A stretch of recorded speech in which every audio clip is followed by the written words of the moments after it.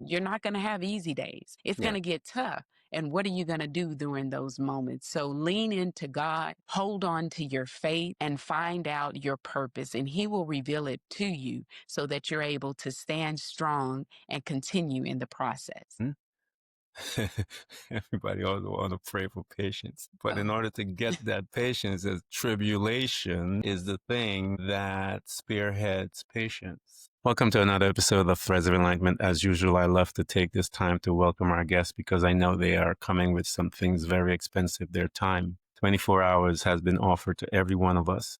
And I am honored to have Doc here to share some of her wisdom and knowledge with us. The other is the journey. The journey is a powerful creator. It created her. And so we want to get to learn from her because she has things that will be able to rescue many of us from the pain that we are suffering. And so we are excited to be here and to have her here. Doc, thank you so much for coming to Threads of Enlightenment. Thank you so much for the opportunity. I'm so excited to have this conversation. It's an honor. Introduce yourself to the folks, and then I'll tell them. I'll ask you this wonderful question, Doc, as I mentioned to you, that I love to ask. Well, to everyone out there, I would like to introduce myself to you. I am Nicole Bradford, originally from Austin, Texas. I am an author, a speaker, and an entrepreneur. And I am someone that is committed to making this world a better place by not only going out and helping others, but using my life as a testimony. Some of the experiences that we have in life, we know that some of us are told, that's private. You shouldn't go into that. But I believe that we all go through things for a reason, and that reason is to help others. And so, as a former educator and a speaker, I love traveling and being at conferences and connecting with individuals so that they can tap into their true purpose and identity and live the life that they desire. Well, I think, folks, she answered my question that I always ask everyone: how do you serve mankind? I think she laid it out right there for us to see, if you will. One of the things that I love to do, I tell people, this is the beginning of our beginnings, I call it. And that is the first space by which we reside a few years because we are moving in our life. And the very first space that we reside as a human being is that nucleus that is called the family. In this unit right here, we're going to learn a couple of things. Trauma happens here sometimes. There's many times. There's all kinds of different things happen here. We're going to learn how to communicate. We're going to learn how to perceive the world from this space. What was your family like? Well, I am the youngest of 6 children, and my family was, of course, it included trauma. And as you say, we all have experienced some form of trauma. And I know when you speak of these things, some people think that that's something that's negative in nature. But no, I love my family. I come from a very loving family. But as a child, I did have to see some things that I should not have seen. I come Yeah. from a domestic violence home where I was raised witnessing my mother and father in different situations that a child should not be witnessing. And that kind of had an impact on who I was as an individual. And it also impacted my perspective of a relationship. And I think if you do not deal with those issues early on, not only the inappropriate arguments, but the physical abuse that had taken place, then I won't know what to expect as an adult as I move into the adulthood. And so some of that trauma really had a major impact on me. I can recall one day getting up for school and witnessing a situation with my family and then having to, pivot, get myself together and go to school and learn as if nothing ever happened. And so that's why when I go out and I speak to the teachers in the school districts and I connect with parents, I let them know the importance of their relationship and the importance of the example that you're leading for your children. Because with our kids, you never know what people are going through when they enter into those doors. And so it's important to connect with the individual on an individual level so that you can support them. And then focus on the academics and things of that nature. Trauma is real. I tell people there's a yin and yang to trauma because I've interviewed people that had some horrific trauma. Why I say yin and yang? Because it allows us from that trauma, we can use it to Mhm. become a servant to serve others that have Yeah. gone through that type of pain so that we can assist them to come through it because we can guide them from those pitfalls, if you will. So there is a yin and yang to trauma as to how one can utilize it in our life. Every single one of us that have been traumatized, we can use that and let it usher us into the space where we become servants to help others that have been through something similar. Comfort those in the same comfort that you have been comforted in, as the Bible talks about. So as you are moving through life, here is this young girl, and that is a tremendous amount of trauma to see and witness, because I have seen and witnessed similar in mine as well. So I know from whence thou comest, as they say. So, as you are being affected as a young individual, what was your relationship outside of the family? How did you look at the world as a result of what you witnessed within your home? When I was young, I witnessed it as a place for opportunity. I truly did. I didn't allow that to hinder me because, as a young age, I had some amazing individuals around me. And so I had educators that believed in me. I had educators that saw my potential. And in addition to that, my mother raised us in the church. And so going to church on Sundays, I was able to connect with individuals that saw my purpose and they would breathe life into me. So I didn't necessarily focus on the situation that I encountered as a child, but Hmm. I looked more into ways that I could fix it. And so Yeah. that's where, as the youngest of six kids, whenever something happened, I was the individual that wanted to bring us back together. We can fix this, guys. We can move beyond this. And I would try to have everyone else to come rally together, to come with my mom and dad, and let's try to come up with a solution so that we can move forward.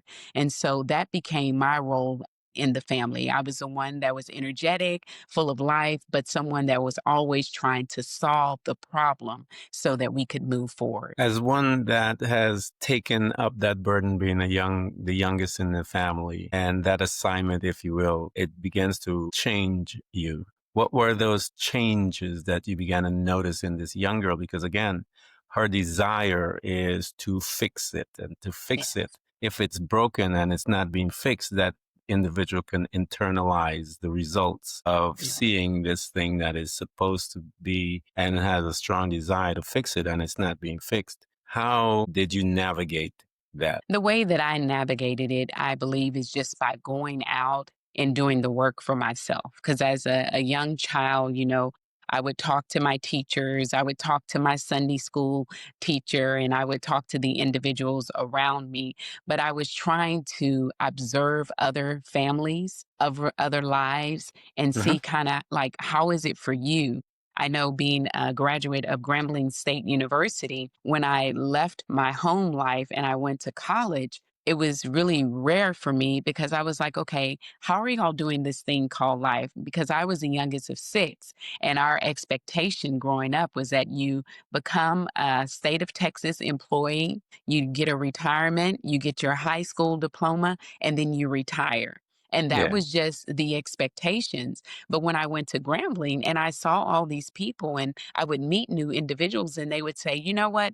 My mom went here, my grandma went here, my cousin, and we have this legacy of Grambling nights. I was like, wait a minute. So that opened my eyes to Mhm. different ways you should be in relationships, ways that people should treat you in the relationships. But also, it opened my eyes to people are doing more with their lives. Yeah. And not to say that it was anything wrong with just getting a high school diploma, but there were families that were establishing a legacy of excellence. And so it opened my eyes to, Nicole, there is more out there for you. You don't have to accept certain things. You can have standards and expectations, and you can want more out of life. So here we are. You mentioned college. Let me back up just a second and ask this question. Why did you pick it, that particular college, and what field did you pick? Why did you pick that field? I would say now, my answer to why I picked it is not going to be a great answer. I will be very honest. I always like to be honest and transparent. I was a cheerleader at McCallum High School, and one of the cheerleaders brought in her yearbook from her older sister.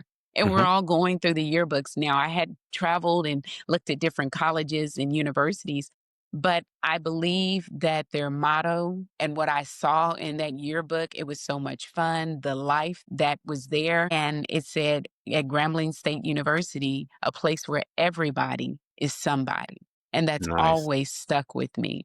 And Yeah. so I went to Grambling, and my major, believe it or not, was criminal justice. And the reason why I selected that major, I wanted to do double major, criminal justice and education. And the reason why I selected that double major is because unfortunately I had a lot of individuals in my family that had been in and out of the criminal justice system. And I had this great passion on the inside for African American males. And I Yeah. wanted to be able to tie the two together to let them know that a life of crime is not what you really need. You can have the same success by getting a quality education and moving forward so you can go back and help others. So that's the real reason why I selected criminal justice and education. Yeah, I have a passion for that. When I was out in Orlando, healthcare, I remember going into the underprivileged, underdeserved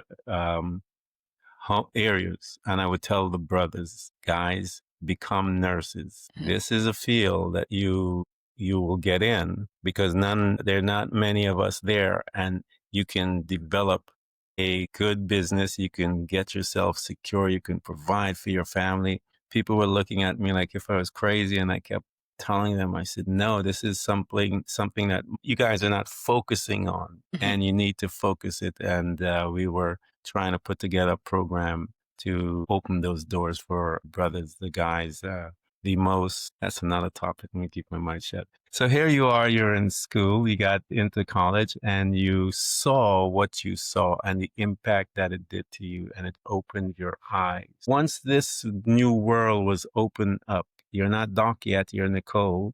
How did Nicole handle herself in this space at this juncture of her life? I I don't know. I had a lot of fun. I enjoyed it, but I was very afraid, to be very honest with you. When I came to Grambling, I grew up in Austin, Texas, on the east side of Austin, Texas, but I was bused to the other side of town to McCallum High School. And I loved my experience. But there at Grambling, I was really looking internally a lot because, as I mentioned to you, I was raised in a Christian home and Yeah. my mother raised us in the church. And so, being that my mother had 5 girls and 1 boy, I was afraid because I didn't want to fall into the traps of the world. And my family at that point in time, for me, I had a lot of siblings that had become mothers at a young age, or my brother became a father at a young age.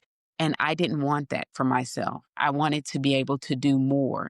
And so I was afraid. I didn't go to, in my first year, I didn't go to a lot of parties. I went to class, to Bible study, and to my dorm because I was afraid of what could happen if I truly went outside of my comfort zone. And I'll never forget, my mother had my uncle at that time, he was a preacher, to contact me. And he said, Nicole, God wants you to enjoy your life. He does want you to go out there and enjoy your life because life may be full of sin, but it's what you decide to partake in as long as you're living as a godly person. And I think that's when I learned the verse that I passed on to my children, that you're in the world, you're not of the world.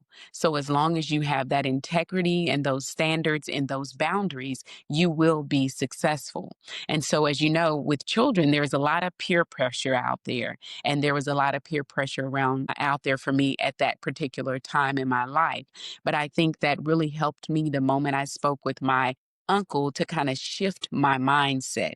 I can Mhm. still go to college. I can still have fun. I can still graduate and be successful, but I have to understand what's truly on the inside of Nicole and be true to that first, than being committed and true to the world. So you're in the world, you're not of the world. Yeah, I believe one of the things in high school that people don't focus on that is very important as one navigates through life is to teach that individual boundaries, to recognize the importance of boundaries within one's life and in one's moving and living of life, and how important that those boundaries are in place, not just to protect them, but it also is to keep people at a distance as well. And so one we have to learn the importance of that in connection to one's life. And we learn those things later on as we walk through our journey. Here is this young woman. She got the call. She got her mindset adjusted, if you will, from that conversation.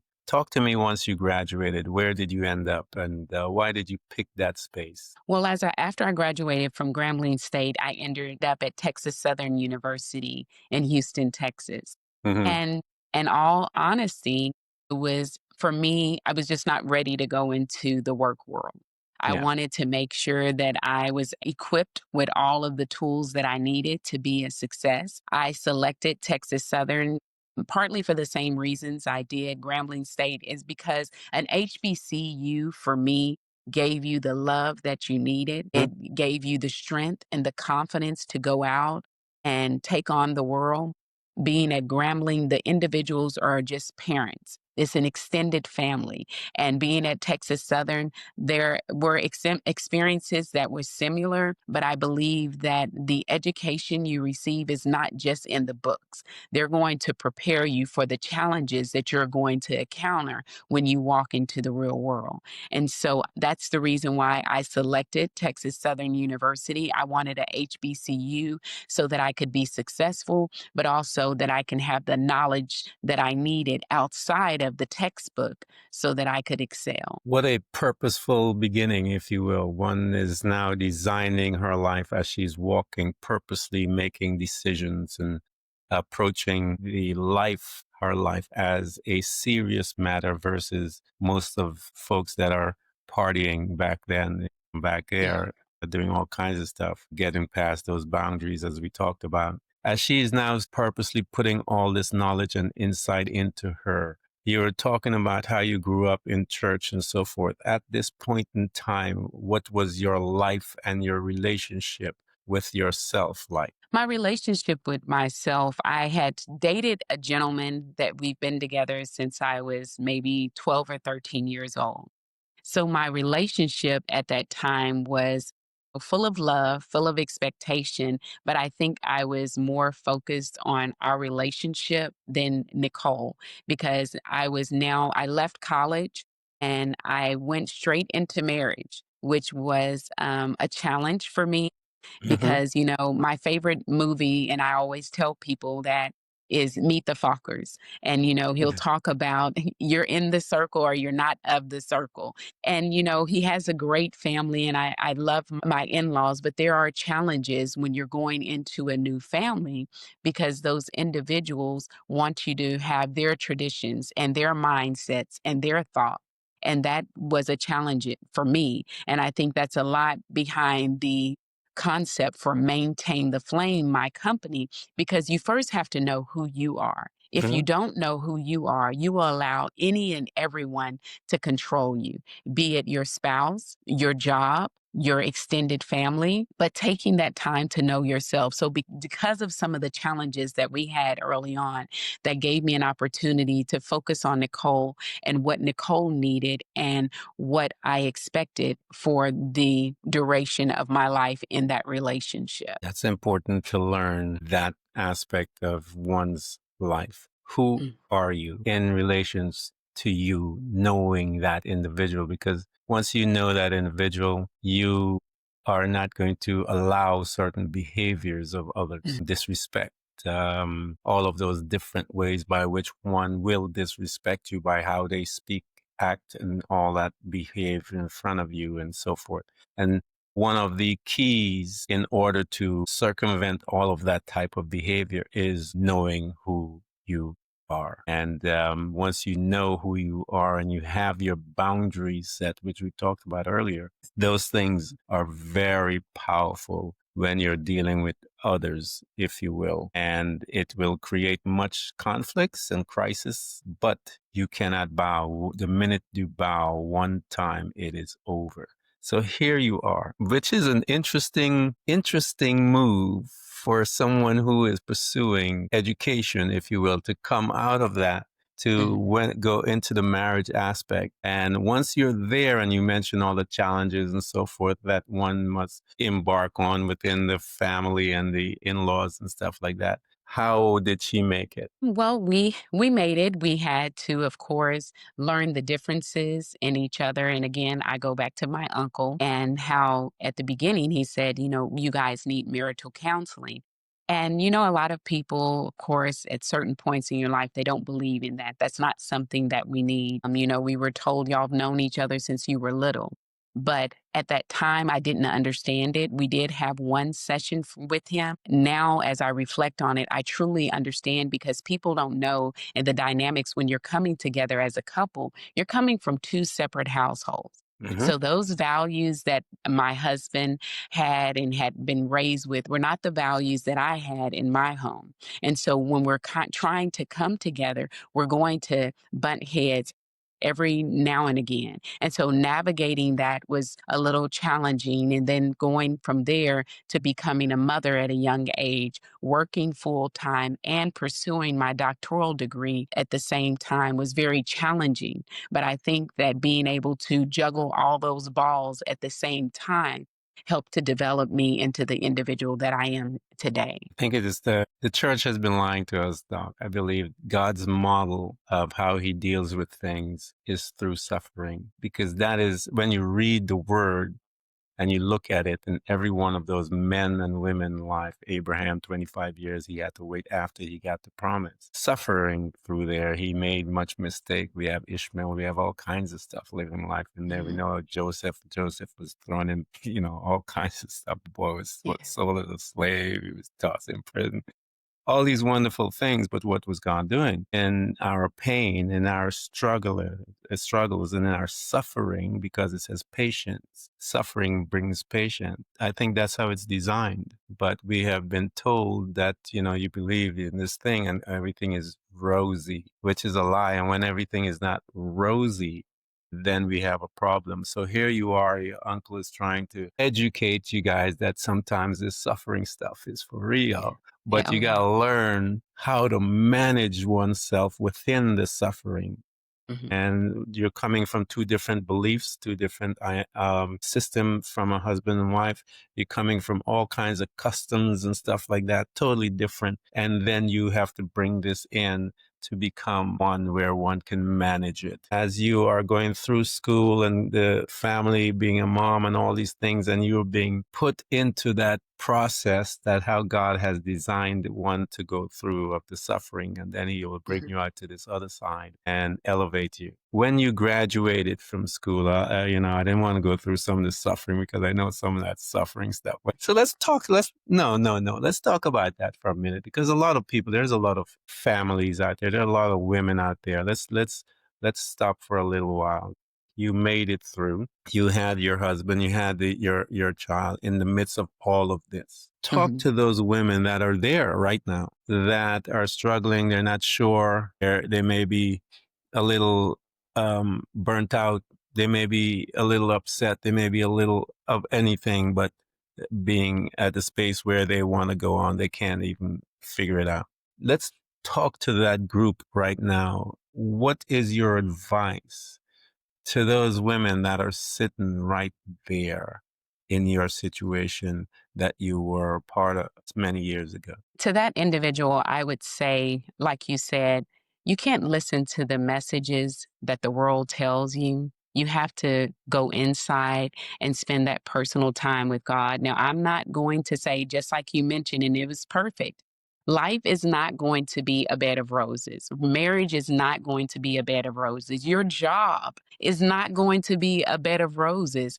And unfortunately, we get into these spaces, especially right now. Now, back then, we worked through our trials and tribulations. It wasn't easy, and it's still Mhm. not easy to this day. We have our tough moments, but we have to learn how to navigate them together. And there are times in a relationship where you may have to stand in the gap.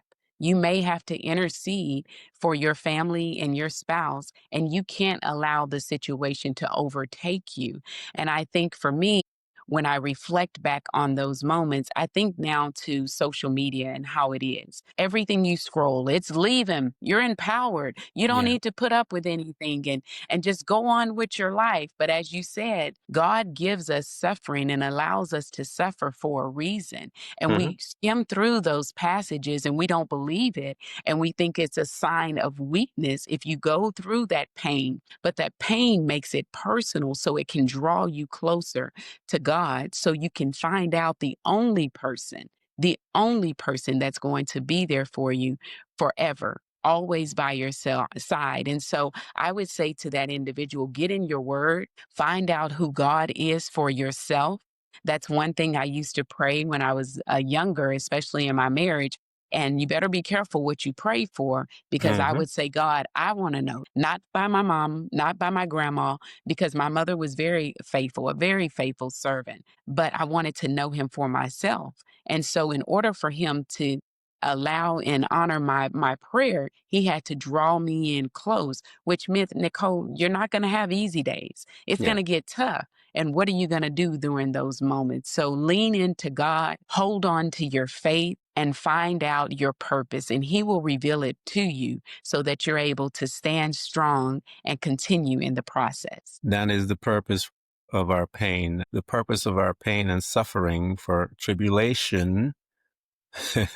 Everybody always want to pray for patience. But in Oh, order to get that patience, as tribulation is yes. the thing that spearheads patience. And so when you're in that state of tribulation, as we talked about Joseph, we talked about many other men. David was prophesied that he was going to be a king. And we kept reading all those places where he was in a cave hiding from so many years from Yeah. Saul and all these other people trying to kill him and so forth. And yet the promise is there, but that tribulation is to teach us and make us aware of who God is and That's right. how he is and who he is in our life and how we are in relations to him. All of those things are learned because it tells us that Jesus Christ had to learn obedience through suffering as well. So this thing about suffering is a reality. Is just we have been, as teachers and pastors in the church, we've been lying to the church for many years, having them, as Dr. Nicole said, that this pie in the sky stuff, and if we suffer, it's against the word, all kinds of Yeah. madness that they Mhm. teach out there. So be mindful of that stuff. Go in the word yourself. Get to Right. know God, you're on your own. And it is in the suffering that he takes you through, causes you to rely on him and show you Mhm. that he is your source of all things. And when you get that stuff, there's a purpose of the suffering because he will elevate you as the other aspect of the process. That's the process, the development that we're talking about. So here you are, Doc. You graduated. Talk to us about that day, tassel toss. You're screaming and yelling. You are no longer Nicole. You are now Dr. Nicole Bradford. Talk to me about that day when all of the suffering takes you through to this elevation piece and you are now celebrating your passage through. Talk to me about that day when you became that doctor. Well, that day was a wonderful day for me because I was able to think more about my parents. They sacrificed so much for me from my first degree all the way through. And so I was able to reflect upon number one, God carrying me through those moments because I actually became pregnant with my first child as I was going through my education system. And during that process, I was able to have over those 4 years, I was able to have my children. When I crossed the stage, I was pregnant with my son, my last child. And so I was happy with the challenges I was able to overcome. At one point in my education, I was told by my department chair, "You're too young. You need to come back, Wow. when you're a little bit older." And that was at the very onset. And he told me, take that baby and, let your mom raise it so you can come in and do what you need to do. And I said, no, sir, in all respect, this is my child. I'm going to raise her. And so being able to have my first child, And being pregnant with my second child, as I crossed that stage, was something very important to me. But I looked and reflected on what he had carried me through, the challenges, not only in my personal life, but also looking at my parents, because my parents come from very, very humble beginning. And I wanted to be able to do something not only for myself, but for them, to let them know that all of their sacrifices and the things that they did to support me during that time was not in vain. And so it was a exciting day, but also a day that said, Nicole, now it's time for you to get it busy, to get about your father's business and to Yeah. truly make an impact. I've given you the tools that you need. Now, what are you going to do with those tools? Yeah, usually at the elevation piece, as we are elevated from the suffering, it's 100% about our assignment that we have.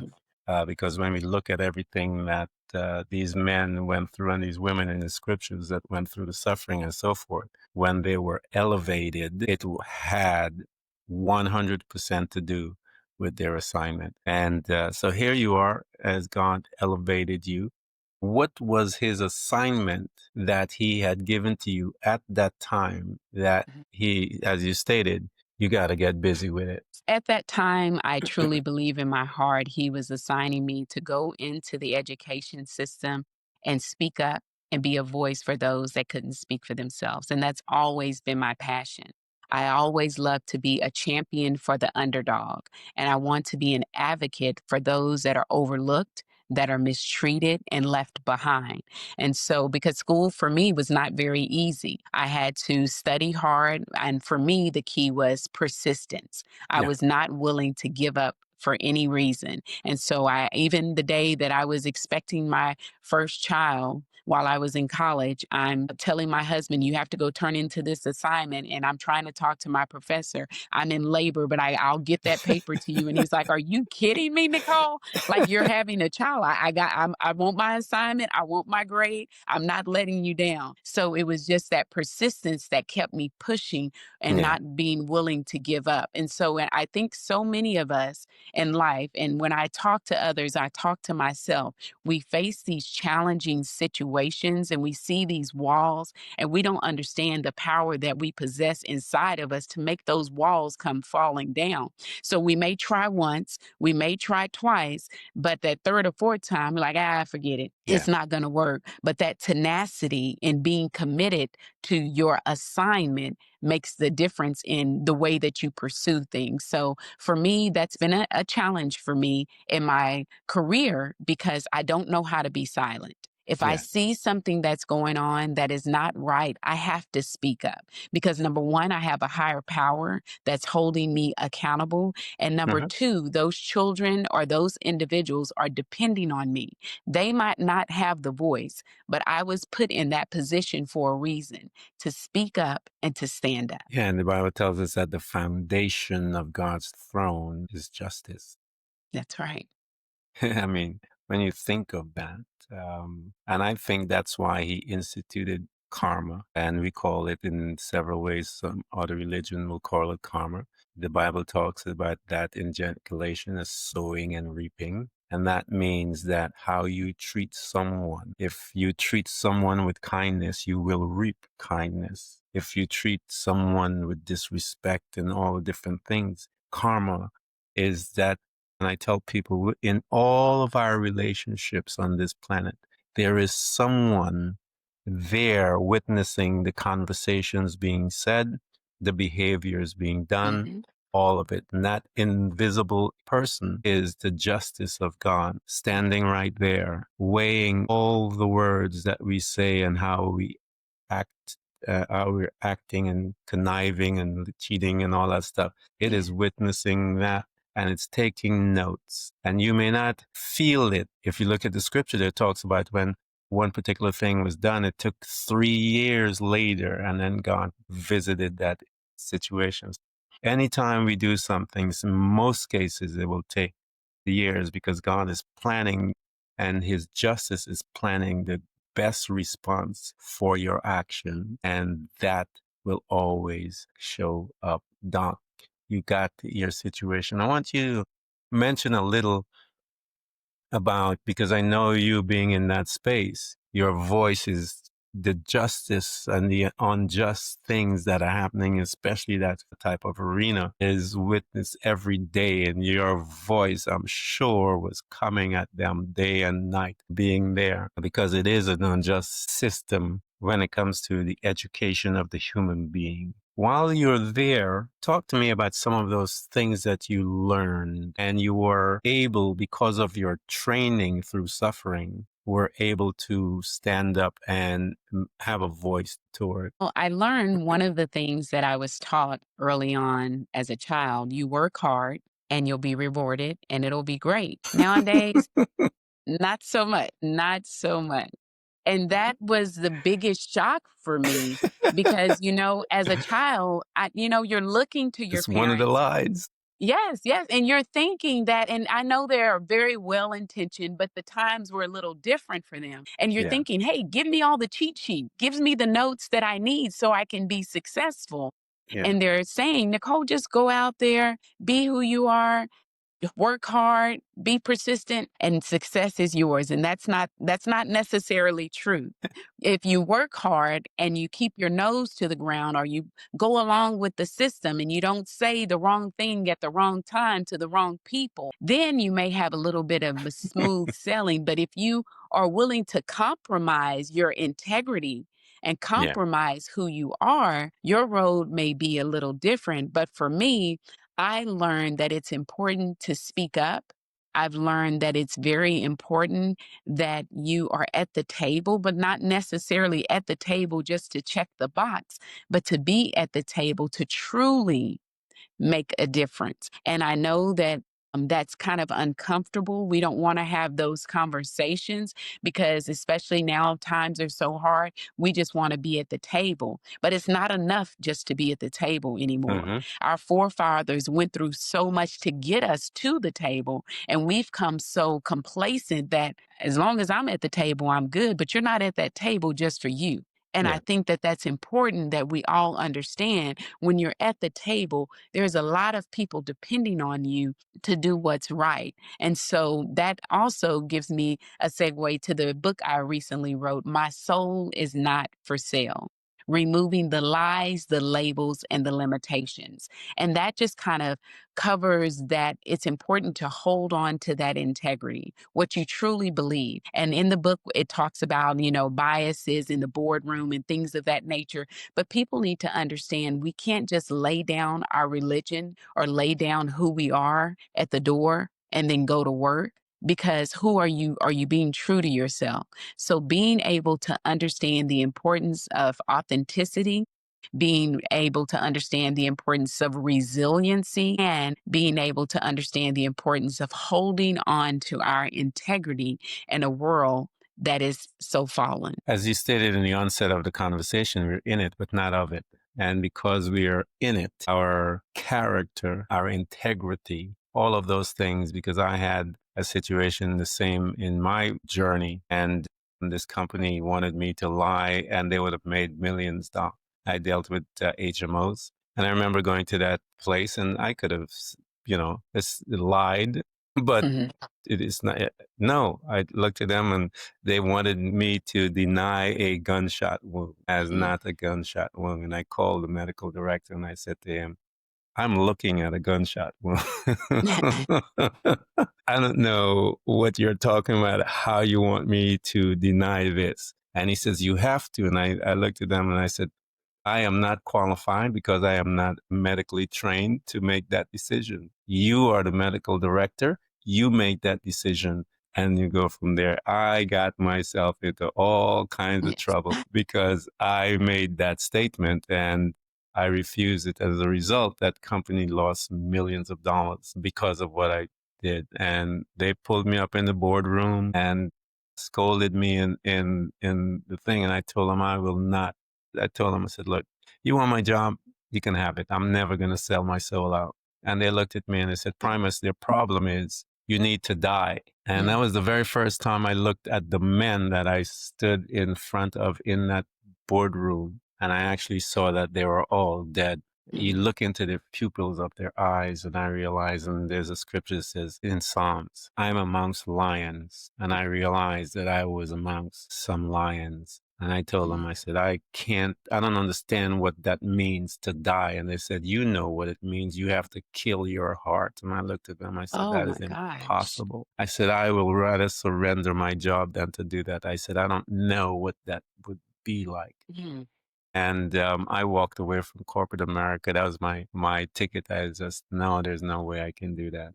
But they actually said that. So I know what it is to be a part of that system and what it does to an individual as it causes you to stand or fall. And many Yeah. of us that are sitting within that room, because you think you're there, the disrespect is still there. The way they look at you is still there. The way Mhm. all that stuff is still there. It hasn't changed. Now, what you do with your character there, that all depends on you. Do you know yourself enough and trust yourself enough to stand up and see who you are? So talk to us about this book, that entrance of the book. But before that, I want to go back a little because I want you to talk about a painful time when being a caregiver, because I was a caregiver, because there's a lot of caregivers there. That's why I want to go back there, Doc, for a Mhm. minute, because there's a lot of us out there. I mean, there's a ton of caregivers out there, and they feel alone, abandoned, and all the other things. Address that time for a minute as to how did you manage, because of course it is painful. I remember taking Mhm. care of both my parents and stuff like that, and cleaning my mom, and I remember all of that. And I remember being there broken and couldn't figure out some things until a friend of mine talked to me. Talk to those that are in that space, Doc. Let's minister, if you will, to those right now, because there are thousands and millions of them out there. I would say now that definitely was a different chapter of my life and a very, very painful chapter. I brought both of my parents to my area where I live in 2019. And just to see the strong individuals that raised me and to have to watch them decline slowly was very, very painful. But at the same time, I had to learn to shift my mindset and understand that, Nicole, this is actually a blessing. But at the time, I didn't see that. My dad had had several strokes and he had aphasia. He was on a tube feeding. My mom had Parkinson's and her mind was there. But her body was not. And I'm seeing, I Yeah. mean, you're talking about individuals that would never ask anyone for anything. They were always in the position to give to others. And so having to watch my parents go through that, there were moments that I would question myself. Am I even able to do this? Am I capable? How can I take care of individuals that took care of me for so Yeah. long? I'm not as good as they are. And so I had to be able to, number one, lean on God and know that He gave me that assignment at that time period for a reason. I did not understand it. And, sometimes with families, it gets a little sticky where Yeah. individuals are worried or concerned about the wrong things. And so sometimes the parents can get lost in the shuffle, the person that you're caring for. But I remember one day bathing my mom for the first time and she just broke down and she was like, Nicole, you're never supposed to see me like this. And she hated being in that state. But I told her, God did this for a reason. This is an honor. I'm happy to do this. So I had to be able to lift their spirits and to keep them encouraged during those painful moments and also learn to nurture and take care of myself to be able to step back at sometimes and say, okay, Nicole, you need to take time for yourself because you have a lot that's on your plate at this moment. And so, reading my word, getting closer to God, but most importantly, having that moment when as they were transitioning, being able to be there for them. That was so important to me. But I had to learn how to be an advocate because if you're not with them every step of the way, if you're not sitting in those hospitals, unfortunately, individuals may not be reading their charts. They may Uh-huh. not be aware of what's going on with them. So I had to step in and be an advocate for my parents. I had to set clear expectations for individuals because I ran into a lot of individuals that did not have good bedside manner. And I'm not going to continue to pay us your money. I'm giving you money and you don't know how to Yeah. respect and take care of my family members. So educating yourself and leaning on God and understanding that's the moment you have to advocate for them. But I think the greatest gift overall was being there as they transition.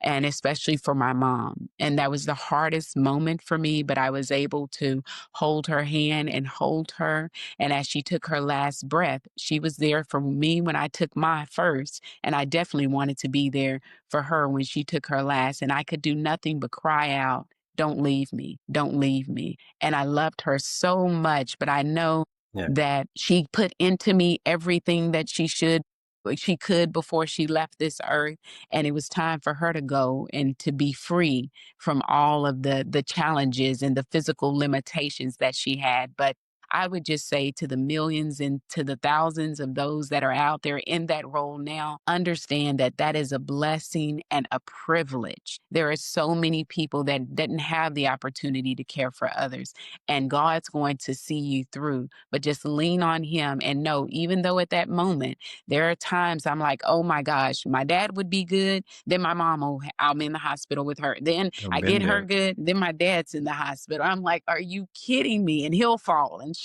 and I was like, I'm having kids all over again. But I look back on those moments. I think about the conversations we were able, I think about the moments of just sitting there and holding their hands and being able to be with them. And I would just always affirm to them that you're not alone. You're not Yeah. alone. And I know in those moments they would think, and when you're at that point, everyone's left me. I'm older now. I can't do for myself. People don't want to see me like this.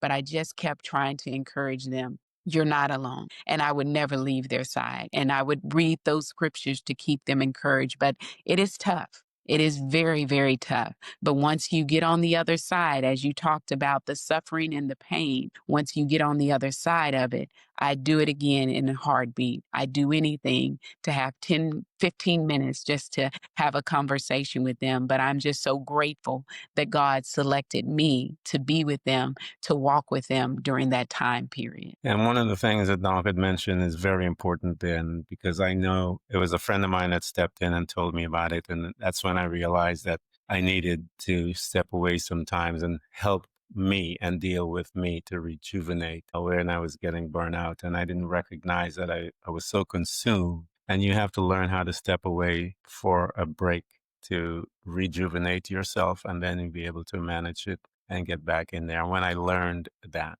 it changed much because I was trying to carry everything on my own and Mhm. trying to handle it. And so, but I pray for you guys. I know exactly what you're going through. Doc also knows. We're going to give you guys her link so you can get to her, because I wanted her to mention that, because I know many of you are in there, and you can make an appointment with her and get into her space, and she will walk with you through all of those things because she's been through many of those things as well. So here you are. God has led you to the book, and He caused you from all the things that you learned to begin to now put this in and crystallize it in a format whereby we can taste the food, if you will, the flavor of your life in these pages. How did that manifest and how long did it take? That was definitely a work in process. It was experiences, personal experiences, like I told you at the beginning. You're told, hey, just work hard and everything will be fine. But you learn the hard way that when you go into the workplace, you can be resilient, you can overcome. But unfortunately, the trauma that you talked about at the beginning, some of those kids that we encountered when we were younger that dealt with trauma and that were the bullies and the different individuals as in our childhood, those individuals still exist as adults because Yeah. not everyone is willing to work on their trauma and to do the work that's necessary to move forward. So that's why it's so important that you know yourself and you're able to set those healthy boundaries, because if you don't, those same individuals that bullied and teased and did the different things when you were younger, they're in the boardroom now, and you're going to Yeah. have to learn how to deal with them. You're going to have to learn how to set those boundaries and those non negotiables so that you can be successful. And so that was just many years of me going through my career, different experiences, and being enlightened when I was able to read about other individuals that also had the courage to stand up and speak out, that also understood the importance of not selling their souls. And Yeah. I think that that kept me encouraged when I read the articles and I learned more about different individuals. And it was placed upon my heart that, Nicole, I need you to put this in the world, because right now we're living in very challenging times. And the messages that are being sent to us on social media and so many platforms is always that it's easier just to go along to get along. And so we can't just check the box of going to church. We have to truly live it on a daily basis. And that means God's going to hold us all accountable. And He's not going to say, well, I'm glad you went to church on Sunday and Monday through Friday, you wreaked all kind of havoc at work. And when I told you to say something, you didn't, because you were worried about John and everybody else. But now, instead of you worrying about them, you should have been worried about me and what I've assigned you to do. And so that is tough for individuals. And I think when you see other examples of strong individuals that's in the world that's doing the same thing that you're being convicted to do, which is to stand up and hold on to your integrity, it keeps you encouraged. So that's the reason why I wrote the book. I think it's so important for people to understand that and to be okay being different, because at the end of the day, we all have our higher power that we have that's responsible to, and He's holding us accountable. We have to give an account for the intent of the heart, the why Yeah. behind the why. Yes. And I mean, we could lie and all kinds of stuff we could do. And I always tell people when I talk about that, we have it in Genesis when the serpent comes with some additional data and gives it to Eve. She tells us the exact intent of why she did what she did. I saw it good for food. I saw this, and it's in the intent. We don't know what Adam's intent, what it wasn't written. But then we know when God shows up, the very first thing the man says, the woman, the excuses start. And then she looked at him There and you she go. said, the devil did this. And Hmm. all of that is excuses. The intent of why she did it was in the previous verses. And that's what God is Hmm. coming for. When He tells you to go to that boardroom and the intent of your heart as to why He's looking at that and all Hmm. the other stuff that you didn't do is simply an excuse, because what did you do? You disobeyed Him, Yeah. just like Eve, just like Adam, all of them. And He's going to come back to that situation. So be very mindful when He says jump, jump, because He might have seen that snake under your foot and you didn't see it. So you got to be obedient. This is what the walk of faith is. There's a scripture. Let me mention this and then I'll ask you this question. In Hebrews, it talks about how that God gives two things, these unchangeable things, so by which we have access to trust Him: His promise and His oath. Because He couldn't swear by any other one, He swore by Himself. And so these two unchangeable things, the Scripture says, were given to us. Why were they given to us? So that we can have So first of all, it anchors our soul. The Scripture says the Word and His oath anchors our soul to give us hope, whatever you're asking God for. And that is why when we are anchored, we are not we're not going to wave back and forth. That's why Hmm. we're able to go through that suffering, because our soul is anchored in the Word of God, which gives us hope. And so when you stand before that boardroom and you're not anchored in the Word of God, we know what you're going to do. And That's so right. and so you have to get anchored in the Word of God. And regardless of what they say, this is what faith is. We're That's it. walking. Why? Because we're not interested in that, because we're anchored in something, because it gives us hope that He will be with us through all of the pain and the evil time. And so Mhm. don't worry about those people, because as I said, there's another individual that is there witnessing that conversation, that invisible is the justice of God. And He will stand up for you and make it right in that situation much years later, but be Mhm. obedient to God at all times. You have a mic, Doc.